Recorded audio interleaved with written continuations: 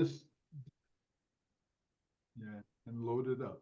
All right, thank you, Martin, and everybody who is joining in on our Zoom platform, as well as we're restreaming live Facebook, um, LinkedIn, and YouTube.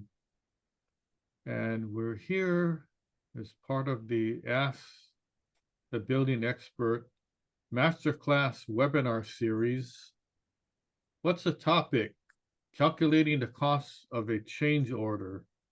Um, Interesting enough, I've gotten a bunch of inquiries to kind of talk about this subject because there's still some things that need to be discussed, and there could be some misunderstandings of what's going on and money part and things like that. So we're going to be talking about some real numbers, fair pricing, and construction, keeping it clear for everyone.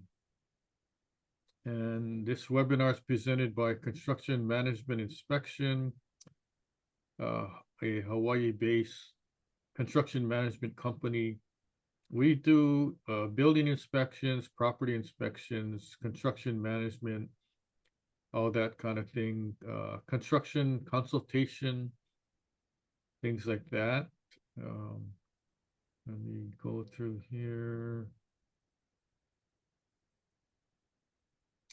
So the title is Calculating the Cost of a Change, and it could be including a change order. What is a change order? Well, it's any kind of change to the original agreement. Now, when I say original agreement, before I start getting into the nuts and bolts of a change order, I want to let you folks know that the basis of a lot of disagreements and arguments and confusion, like at the end of the project or even throughout the project, could be a lack of agreement or understanding as to what the agreement actually was. So that's why it's always good to have a construction contract, which is the agreement in writing as far as what the type of work's going to be done and how it's going to be paid for. So the contract is the basic element of the start of any kind of construction work, no matter how small or large the type of work is. And by law, and some of you that are watching maybe in other states other than Hawaii or maybe other countries outside of the United States. So it's good to check with your own contractor's license authority, whatever that department is. And every state has what's called like a contractor's license board or that type of entity that actually governs the work of contractors, and they can basically tell you what should be in a written contract. Okay, so in Hawaii, there's certain elements that need to be in the contract, need to be stated. And this information is required by law. So if one piece of information is not in the contract, that contractor is in violation of the contractor's licensing law. And it's obvious some of these elements or information. For one, the contractor's name, full name, their license number, the address of the property, a list of what exactly is going to be done in the construction work, and to include, now, this may not be actual construction, but if you're doing renovation or building a new house, the list of what's going to be included. such as appliances, a stove, washer, dryer, dishwasher, things like that. That should be listed. The other thing is um, a listing of the type of work that's going to be done or the type of work included. Does it include roofing, electrical, plumbing, carpentry, concrete, that kind of thing? And then if it's not broken down, the total cost. So there needs to be a total number as far as the base bid or base price. The other thing is that there needs to be a construction schedule and not some words that I'm going to be done in 8 months. Okay, that's not enough. The schedule has to state the date that the work's going to start and the date the work's going to finish. And a lot of times contractors don't want to put the dates in because they want time just in case there's delays and all that. So they're not held to, the end date completion of construction. The other thing that needs to be included is how is the contractor going to get paid? Is he going to get a percentage of money up front as a down payment or deposit? Is he going to request payment every month? And if so, how much is it going to be? Or is he going to get paid according to percentage of the work done? Percentage of the work done means you pour the concrete, the foundation. Okay, that's a percentage. When you complete, you get paid X amount. Framing, carpentry, roofing, rough-in, electrical, and plumbing. So all these would be construction milestones as far as completion and when they're going to get paid. Now, it's easier if the contractor divides up the total amount and you pay every month a set amount. Okay, but also you could base it on percentage also. So there's different ways, but it needs to be stated in the contract. Okay, now there's these elements that I mentioned that needs to be in the contract according to state law. The other thing is that how you're going to deal with problems. So let's say after the construction's finished, some of the windows don't work, right? Brand new windows, or the roof leaks, or the toilet doesn't flush or something.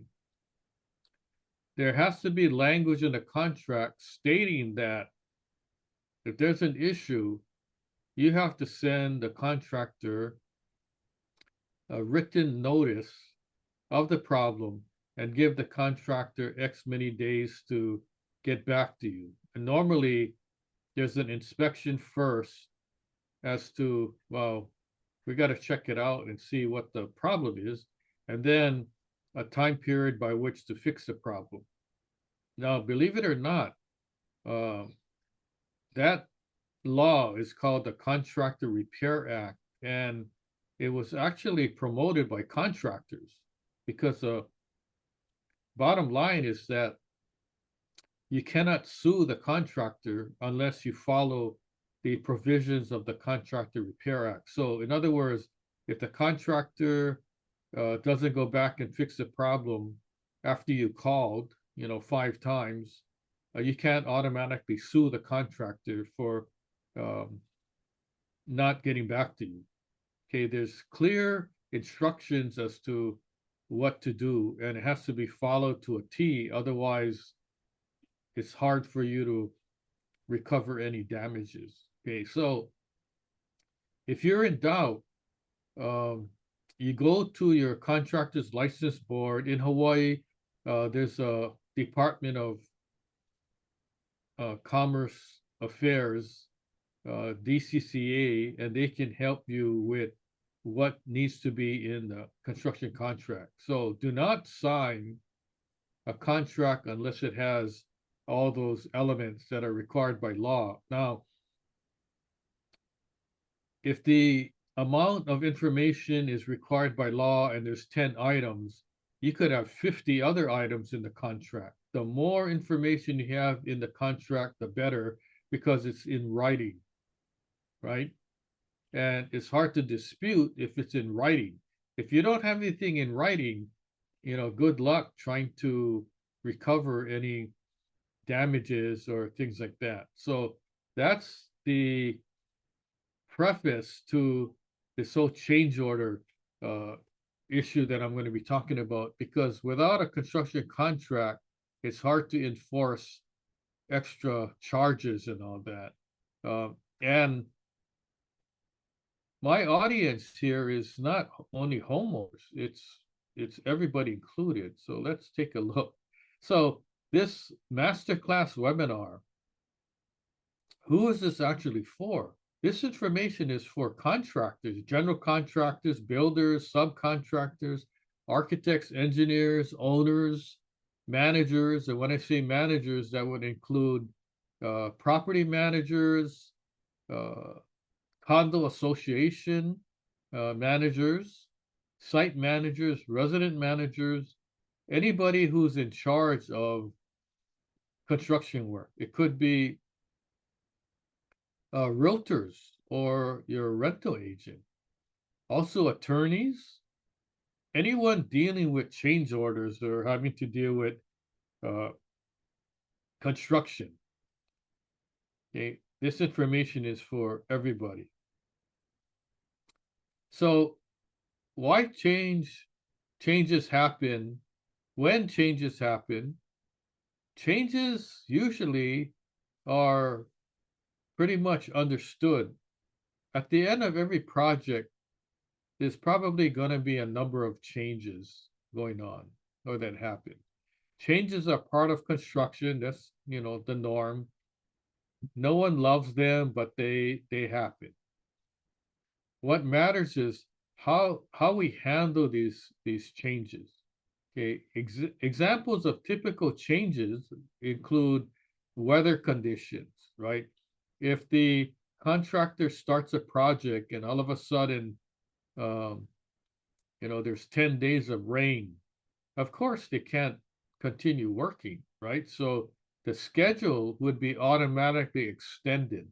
So even if the contractor says they're going to finish in 8 months, if you had 10 days of rain or other occurrences, an earthquake, tsunami, big hurricane that affected workers, according to the contract, the time schedule already gets extended to make up for that loss of days. Okay, there's project scope creep, plan updates. Now, the word creep in this context isn't like for Halloween, somebody dresses up like a monster and they start chasing you and, oh, look at that creep. So the creep in the construction terminology is anything that would affect the project schedule. And it could be an owner decides to change something, or it could be the building inspector coming in and saying, hey, you know what? You got to do this now. This isn't right. This isn't to code. You got to add another lock here or whatever. Okay, so that's part of the whole issue. That's just construction terminology. So we're dealing with change orders 101. So let's break it down. I'll try to be very simple, not too complicated. What is a change order anyway? A change order is any change to the original contract. So if the original contract was for 500,000 and there was some kind of change, right? And now it's $520, the $20 becomes a change order, by virtue of the definition. So a change order is a written agreement to modify the original terms of the construction contract. It can involve changes in scope, cost, schedule, or all three. Think of it as an official way to say something changed. Here's how we're adjusting. Okay, now notice that I use the word written. When I said a change order is a written agreement, it could also be a verbal agreement, but verbal agreements usually don't hold up that well, especially if you don't have any written documentation. Okay. So why would you agree? And when I say you, it could be the homeowner, property manager, it could be the contractor. Agree to anything in a verbal or oral fashion that's not in writing, especially if it's more than $20. The $20 is just a example amount I threw out there, but usually change orders could amount to thousands of dollars and sometimes hundreds of thousands of dollars. It doesn't make sense to have it verbal agreement because people forget. Or let's say the person that you were dealing with, who is like the project manager of the construction company, quits or retires and he's not there anymore, then you got to deal with somebody else, right? And they don't know what's going on. So word of advice, get everything in writing, even if it's $20, right? Um, a text or email would be okay, right? But if it's thousands of dollars, I would follow up with some kind of paperwork. And you could even title it change order on the top and then list down what the change is. And I'll talk to you a little bit more about the specifics of what to write down.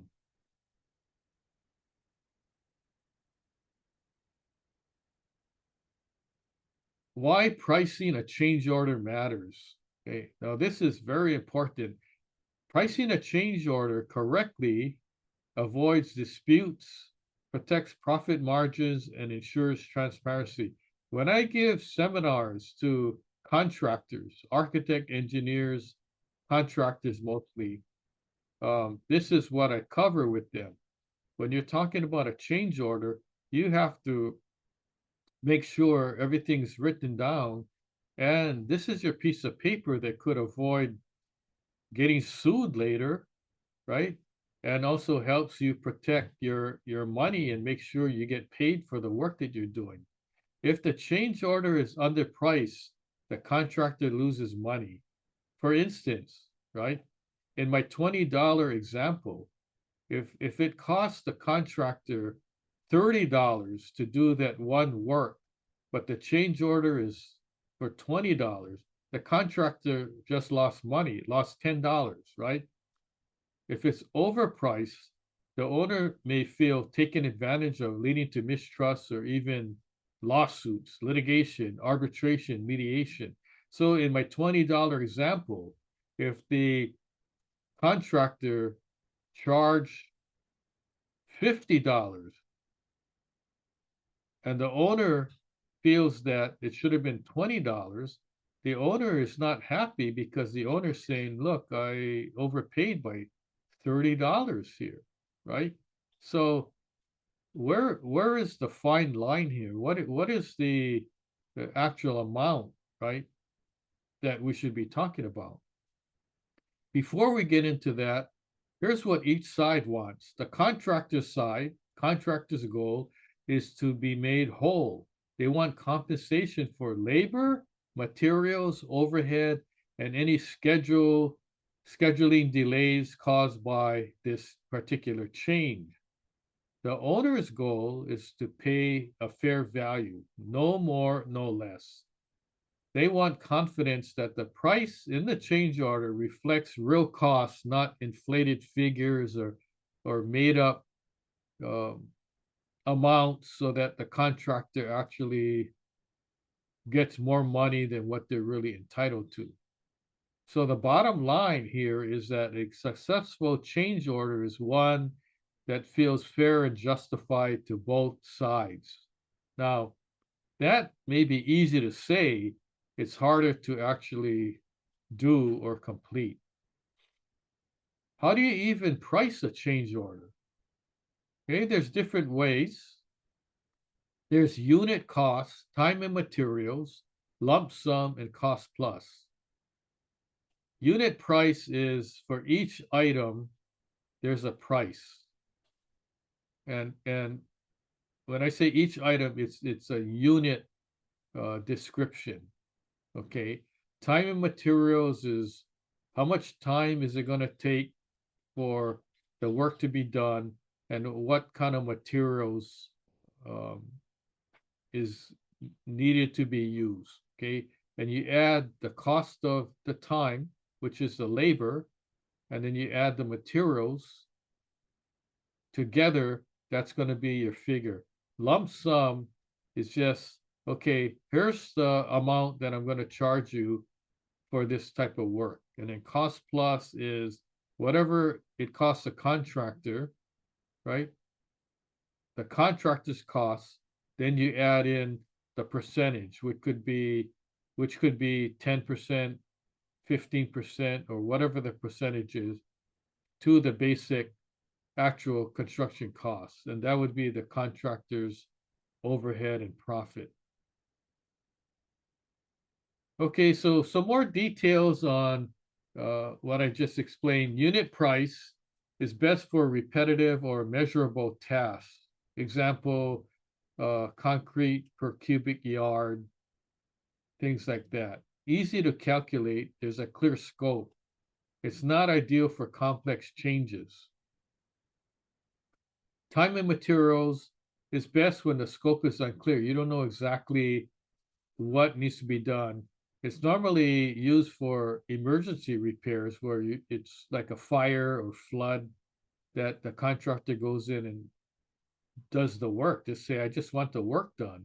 Calculate how much time and materials, and we'll work it out. So it's a flexible, fast approval. The downside is it can lead to cost overruns without anybody checking, without oversight. What works best? Well, there's actually lump sum, best for well-defined changes. Adding a new door opening or adding a new door, well, it's pretty easy. You can predict the cost. Okay. The lump sum method may require more upfront planning, but if it's small, not too much. And the cost plus is best for complex or revolving construction projects. The cost breakdown is transparent because the contractor would need to provide all his paperwork, labor, materials, everything, taxes, and then also paperwork on what the cost of his materials are. And then you add all those up and check out what his overhead costs is going to be. So the breakdown of costs is transparent, but there's less incentive to control costs because if the contractor knows he can do whatever he wants and you're going to pay for it as a homeowner, it's like he can't lose on the job. So what works best? Well, we don't know. It depends on the situation. Not all change orders are the same. There's a standard change order versus an impact change order. So let's talk about the main types of change orders. A standard change, add a light fixture. It's straightforward, limited in scope, easy to price and schedule. The impact change, delay causes rework for 3 trades, maybe rework or maybe just new work. Not just added work, but a ripple effect causing schedule shifts, labor conflicts, and extra costs across multiple trades. So here's an example. So let's say there's an addition being made. The contractor's adding to the main house, and the addition is a family room. And according to the plans, there's 2 light fixtures that would be installed. And half the ceiling is finished, right? The other half still doesn't have drywall, but the electrician went in and installed 2 light fixtures following the plan. and they turned it on, and the owner decided that he wanted additional lighting, so he wanted to add another light fixture that wasn't on the original plan, and the light fixture itself cost $200. Okay, so question uh, is the contractor entitled to bill for $100? Because that was the additional cost of the additional light fixture. The answer is yes, because that was the extra cost, right? But what about things that are attributed to that extra light fixture that could be problematic and could be additional costs relative to that one new light fixture? And you might ask, so what are you talking about? Okay, so they don't have the light fixture on site because it wasn't in the plans. Okay, so somebody has to figure out what brand that light fixture was and go to the home and garden store or wherever they're going to buy the light fixture, City Mill, Home Depot, Lowe's, and buy the light fixture.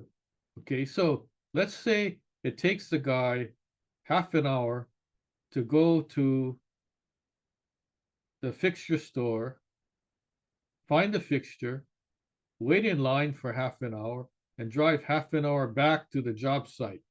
Right there, you racked up what, an hour and a half of time?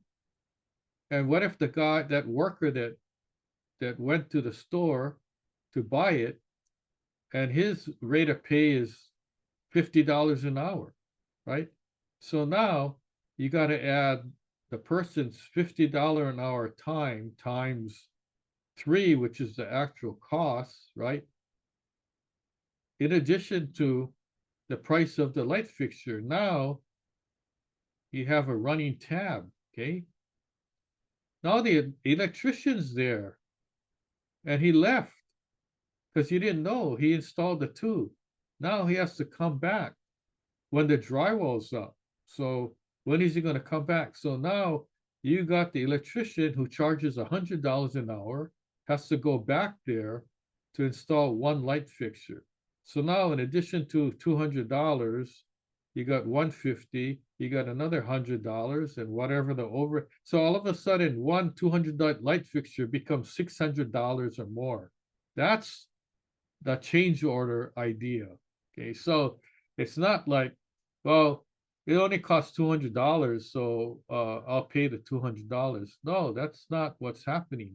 There's all these different things that go into play, right? And what happens if the electrician, let's say the drywall was up, and the electrician has time, so he stops by and he installs the light fixture. Okay, all right, fine, done. And then the painter goes in and goes, hey, wait a minute, I didn't even paint this ceiling. I didn't know there was going to be a light fixture here. And now I got to go spend extra time taping around the light fixture so I could cut my paint lines because I don't want to paint the cover of the light fixture and all that.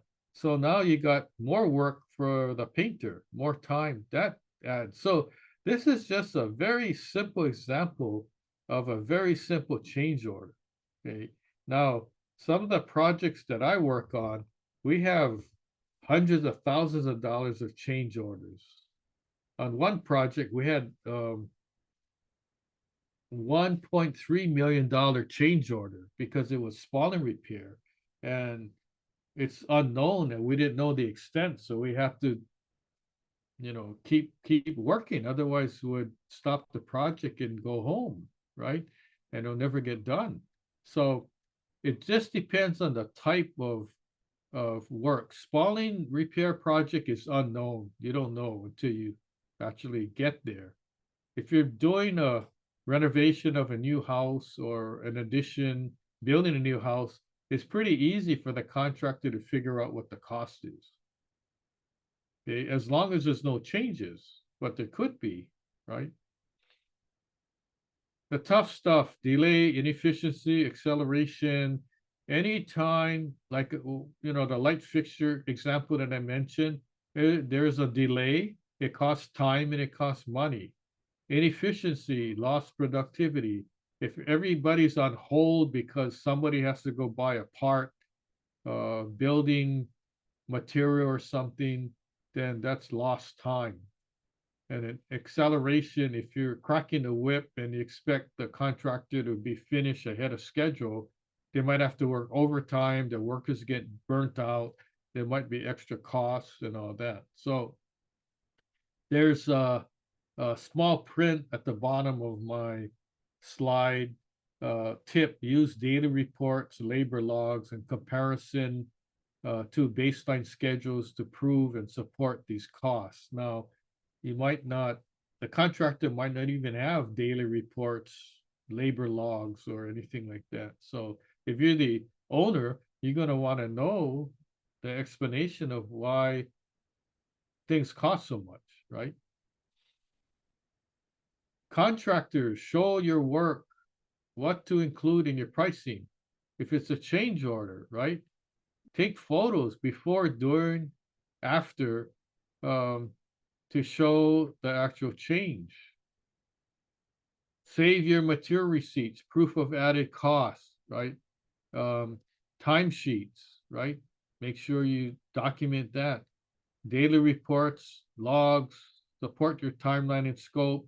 And I always say, if it's not in writing, it didn't happen. And the contractor goes, oh, wait a minute, it's not in writing, but as you can see, we extended this roof here. Okay, well, that's fine, but what was the agreement? What was the actual agreement? How much did you charge? If you're just throwing it in for free, I don't care, right? But if you're going to charge for it, yeah, let's document everything. What owners should pay and what they shouldn't. Not all change order costs are created equal. What the owner should pay for: reasonable documented expenses tied to actual scope changes, fair labor and material costs backed by receipts and records. The owner should not pay for padded hours, vague markups, or unsupported miscellaneous charges, right?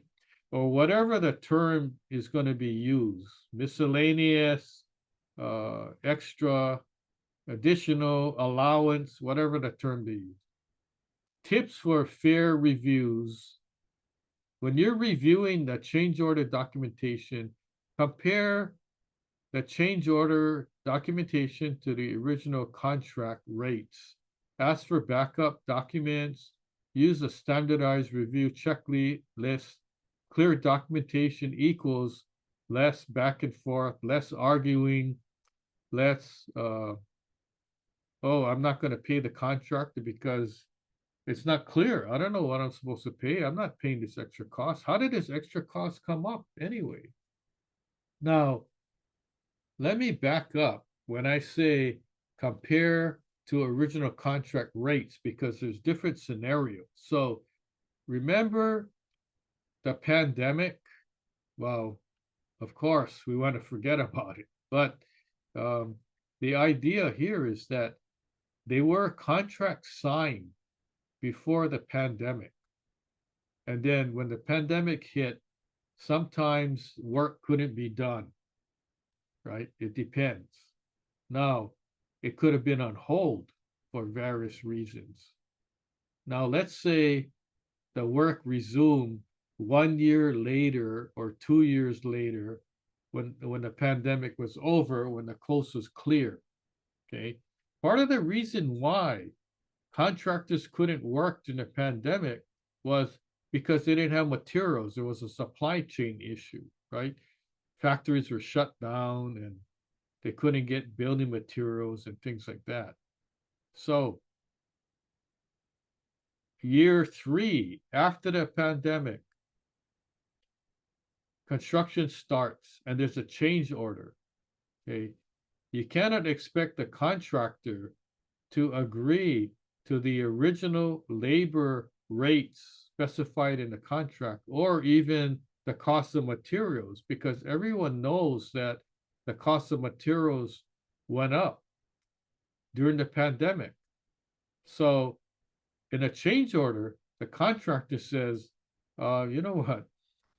Uh, there was an increase in the painting costs, so I cannot pay for the increase. It was 15%. So now, homeowner, you're going to be charged with a 15% increase on the cost of paint. And it's hard for the homeowner to say, hey, BS, I'm not going to pay the extra costs. You already agreed to in the contract. If the thing went to court, the courts would rule that due to the pandemic, the contractor has a right to increase their prices, not gouge the owner, right? So they can, the markup, if they prove that the cost of paint increased 50% and they present that, the contractor is entitled to 50% increase. The contractor is not entitled to a 20% or 30% increase, right? But the kicker is the painters' labor rate went up too. So it may not be much, but during that whole pandemic time when no one was working, really, now the labor charge increase. So there's stories about people not even building their house anymore because of the cost increase and it exceeded their construction loan amount. Or they went ahead and did it and they have to pay an extra $100,000 out of pocket that wasn't part of the construction loan just because of the pandemic. So it was not a good thing. Consultant CMs, which is construction managers, also known as project managers, and attorneys, you're in this too. Construction consultants, architect, engineers, right? Support your position with confidence, with facts, not assumptions. Professionals reviewing change orders focus on clear contract language. What does a contract allow or limit? Detailed documentation, backup for scope, time, and costs. Consistency, align pricing with contract terms and industry standards. Now, on all my projects, this is exactly what I do, and I'm telling you guys the same thing. Cutting down the costs of impacts, plan smart, address risks early in scheduling and scope, communicate openly, keep all parties in the loop to avoid misunderstandings. That's a key. If you're a contractor and there's a change order, let the client know, let the homeowner know.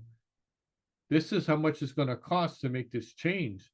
Have the homeowner or property manager sign it. Then you have it. Then there's no argument later. There was transparency throughout the whole project. Push or pause wisely. What does that mean? You push to get the work done, or if it's not to your satisfaction, stop and say, I want to hold off on doing this until we resolve the situation here. Okay? You're entitled to do that. Avoid impact stacking. Don't let small delays snowball into major disruption. So if the contractor says, I need an answer by next week, Friday, right? Give him an answer, yes or no, because if you delay and don't say anything, it impacts other trades that are, willing to get the job done. Prevention is a lot cheaper than correction. Here's the wrap up. What should you walk away with? Good change orders. Good change order management equals smoother projects and fewer disputes. Understanding pricing methods, unit price, T&M, lump sum, cost plus. Okay, if the contractor is only using one method, like the time and material, you don't have to worry about the other methods, right? Recognize change order type, standard versus impact changes. Know the real costs, delay, inefficiency, acceleration, and how to document them. And then, sorry, I'm trying to move this. Last thing, aim for clarity and fairness for contractors, owners, and everyone in between. I don't have any sides. I don't side with the owner. I don't side with the contractor. I'm on the side that's what's right. And sometimes when I get jobs and I'm hired by the owner and um, what I say backs up the contractor, the owner says, "You're supposed to be on my side, not the contractor's side." And I tell them, I'm on the side of who's right, right? So the contractor's right, I'm going to tell you. And I give real facts. So what is the conclusion? The conclusion is make sure you have things in writing, you know what the changes are, and get the information up front. Before the contractor even does the work, make sure you have an agreement as far as how much it's going to cost and how long it's going to take, what the impact of the schedule is. Okay. And before I take any questions, comments, or answers, we got a whole bunch of other um, webinars we've done that is available for you to watch at your own time. It's available on our website. What's coming up? We have going to be talking about in the next masterclass webinar information about the LA wildfires. This is just an update to that. Then after that, I'm going to be talking about contractors' punch lists, closeout, legal ramifications, what you should and shouldn't do, and things like that. And then in December, we got holiday safety, talking about electrical fires and things like that. Here's our website, askbuildingexpert.now.site. We're updating it every single day. We have so many different websites. So on that website, we have additional websites that deal with contractor licensing, asphalt, waterproofing, um, painting, a lot of different things. They got so much information there. We got our national expert blogs available on our website. The webinars that I talked to you about, you can watch those. We have a bunch of books available.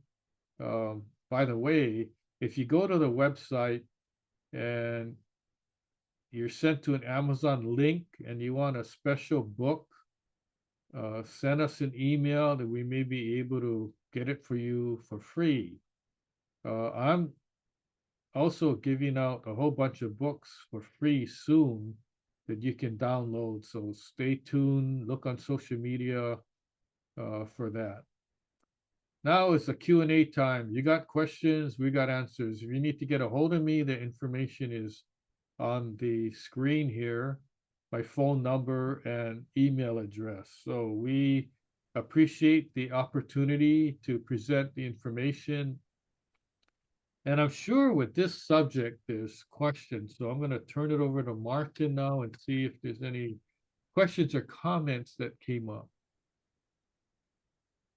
Yes, sir, Lance. Good job. This is a good topic. Yeah, we can really look at it from all those perspectives you mentioned and get things done right with the construction. So, yeah, we've had a couple of questions that's come in from our interested viewers in the social media side and the I guess longtime viewers. So let me hit the first one here. They're asking when pricing impact changes like delays or building material costs, what's the best way to show proof that costs really went up? A particular, yeah. Well, for both sides, mainly for the contractor to keep documentation of how long something took and the cost of materials. So if it's a change order item and it involves one, two, or more materials that you need to purchase, right? Showing the client, showing the owner the actual cost of what you paid, that's your documentation already. And if you have a built-in markup of materials by whatever percentage, it's easy to calculate. You know, you bought the light fixture for $200, your markup is 15%, and here's the figure of the change order. Okay, so um, the cost of the labor, the timesheets are very important because the owner may dispute, say, I was there. I don't think it took the guy 5 hours to install a light fixture, right? So make sure your documentation is correct and it's fair. Don't, if you're already adding over in profit, don't double it and think you're gonna hide it and get away with it, right? So if you're fair all around, and most homeowners are fair if you explain to them and they understand, you know, it just didn't cost no $200. And sometimes the homeowner would even volunteer to go pick up uh, the mirror or the lock or whatever, just to save costs, right?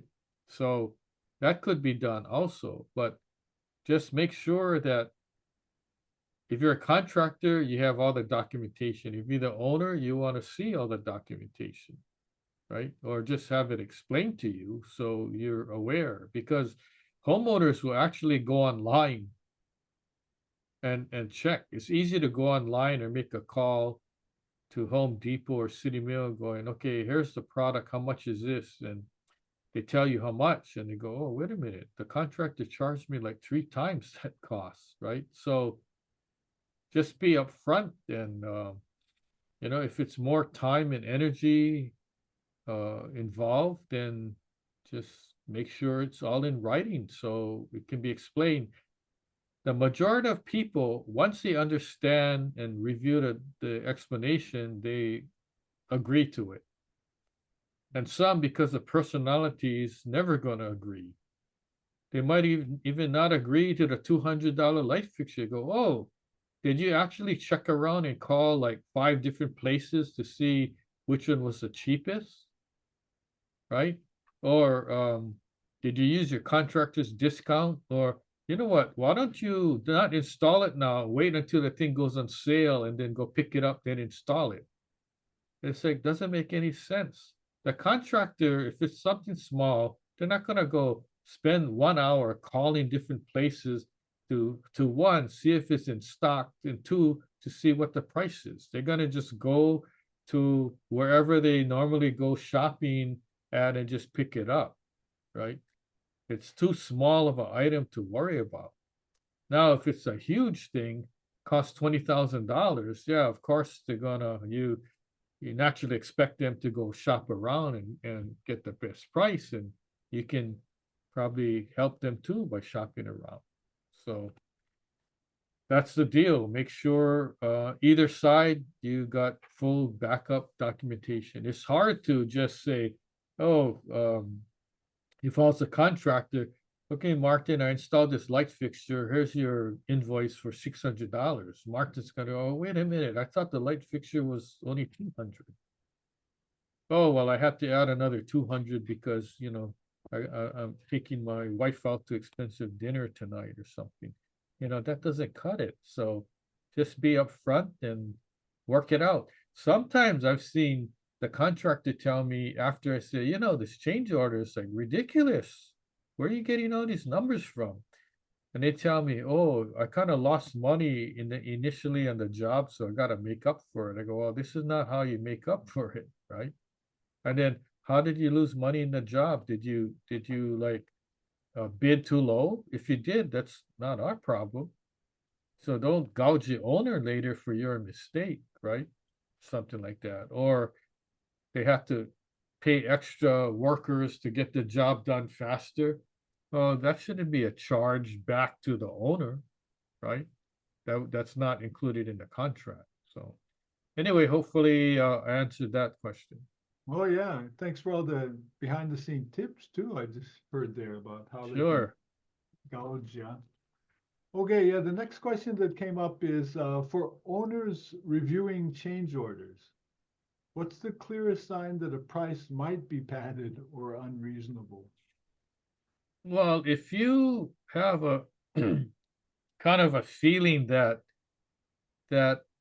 cost is way too high, okay, and that's a red flag, then do more investigation, ask more questions. Why is the thing so high? I saw in the Sunday paper, this bag of concrete was only X amount of dollars, and I don't understand, what the problem was, and the contractor may say, well, I have to use 4 bags of concrete. Oh, okay, well, that explains it, right? So sometimes there's no explanation, and the contractor may say, okay, yeah, I'll discount it by X amount or whatever. So if you feel that it's not right, then have the contractor explain it, right? Or provide more documentation, right? Remember that if you're the homeowner and you saw something on sale, a can of paint or whatever, that's not necessarily what the contractor is gonna buy it, because he already bought the materials already. He's not buying it today unless he ran out, right? So, and he doesn't wait around for a sale and then buy, because you're painting a house. When they have a sale, they might not have a sale on all colors. It may be just white primer, right? Or something. So, and then the quality of paint too. Don't expect the contractor to go buy the cheapest paint. I wouldn't. If I'm painting my house, I don't want the contractor to buy the cheapest paint that's not going to last, right? I want the best paint. So that's where the knowledge and materials come in, and let the contractor explain to you. And it's easy to understand if the contractor says, I initially bid on using very good paint. That's why when I have to paint this other room, it costs this much, because I'm not buying the El Cheapo paint that the average homeowner would buy because they don't know any better, right? You want to make sure it's like the best paint on the market, unless you're paying for cheap paint, then that's what you're going to get. Very true. Thank you, Lance. That's a good comment, because Mm-hmm. you get what you pay for. And I Yeah. notice with the projects that I've worked on, we want quality stuff. So you're not always going to get the cheapest quality Right. paint or whatever. Yeah. So that's a good point. Yeah. Okay, we have one more question that's come in here, and let me get that to you before we run out of time here. Can good communication really prevent change order fights, or are some conflicts just unavoidable? Well, sometimes it's personality issues. Sometimes the owner just he's so mad at the contractor, he doesn't want to agree to anything. I've seen that happen. And most times, though, it could be documented. It was documented, it's clear. When I review things, then it makes sense to me. So um, I get hired as an expert witness on construction disputes, and when I review documentation, I can tell whether the contractor did a good job or not. And sometimes it's very well documented by the contractor, and then my opinion is going to be, yes, the contractor is entitled to get paid for the change order because, for one, they did the work. Number two, they documented what work they did, and they provided their um, backup material costs. And there's a lot of paperwork, but when I go through it and add it up, I go, this makes sense. I don't know why the owner doesn't want to pay. And then that that explanation and my opinion is given to the owner, and he's basically forced to pay, forced to agree to pay. Or he may not say, I don't like it, but I'll still pay for it. And then other times there's totally lack of documentation, and then I say, I can't approve the change order because I don't have any backup documentation. I don't know what went on here. I don't know, like, how many hours, man hours they put in, whether they had one guy doing the work or 5 guys. What is the contractor billing for? How did it take so long, right? This is a simple task. What's the explanation? Um, and until they provide that, I'm not about to approve anything. And then there was one case where um, they were supposed to install siding of a townhouse building, and they issued a change order. And after I reviewed it, I said, "Oh, okay, this makes sense." The change order was for um, more cost than the actual siding replacement was. And so the owner said, "Oh, I'm getting ripped off, right, by this contractor." But after I reviewed the photos, what happened in reality was the contractor took off the rotted siding and they're supposed to replace with new siding. When they removed the siding, the wood studs were all termite eaten and they had to replace all the framing. And that was an additional cost. That wasn't free. That was part of the contract where any additional work would be charged extra. So that was, in that case, that was a valid change order because it was backed up with photos and I could see how many pieces of lumber they used and the extra time it spent them. I think they took an additional 3 days to reframe the wall before they can even install the new siding. So that 3 extra days of labor work was included in the change order. And it was a um, valid cost to the contractor. So in that situation, right, I can approve it. But on others where there's no backup, I have no idea, right? Like complex spalling repair projects on high-rise buildings, we measure everything.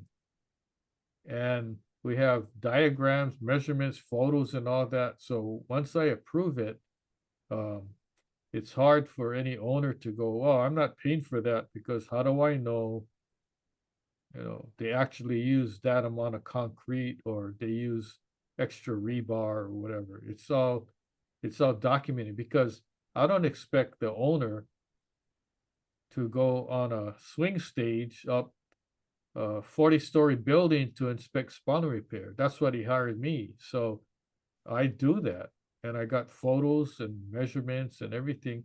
And I require the contractor to submit his photos, measurements, and he can't tell me, "Oh, because you're taking photos, I don't have to take." No, we got total redundancy. So the owner sees the photos, measurements, diagrams from the contractor, and they see the photos and inspections that I did to verify. And that's how I'm able to approve the payment to the contractor. There's no question about it. And if anybody questioned later on, we just pull the documents out and say, "Hey, look, here's the thing." One time on one of my projects, one condo board member questioned the billing, and he said that 1 month they got overcharged by $90, and he wanted an explanation. And somehow the contractor rounded the figures, and there was some GE taxes, and that's how it amounted to that amount. And the contractor is billing for like over $100,000. And when the contractor got the email, it says $90. Geez, I'll just write the guy a $90 check. It would spend more time and energy of me checking, rechecking, and the contractor's checking than the $90, right? So we just said, "Hey, this is how it's calculated," and we agreed that $90 over, but there's an explanation and we can back it up. So eventually, um, the guy kind of went away because it was both myself and the contractor taking a position against his, and then he was kind of micromanaging too much, and then I think the board members kind of gave him the word, and then he stopped attending the board meetings, and we never heard back from him. So I don't know what happened. So anyway, the bottom line is to make sure that the documentation is there and it's fair and honest. That's all I expect from both sides. I don't expect the owner to try and cheat the contractor or the contractor trying to cheat the owner. If that happens, I can tell either by documentation or by just the attitude about You know, if the owner just says, hey, I don't care what it is, I'm not paying for it. Well, wait a minute, you're the one that ordered the extra window, extra door, extra this. So if you're gonna ask for extra, the expectation is you're gonna pay for extra. It's not free. Nothing is free. You're gonna have to pay for it somehow. And let me interject now. One thing I didn't harp on too much is that sometimes a change order, even if the owner doesn't agree, is required. If the building inspector goes and says, you need to add this, oh, we want a smoke detector here, and it has to be added, the owner is forced to agree to pay. He can't refuse to pay if the contractor says it was required by the building code.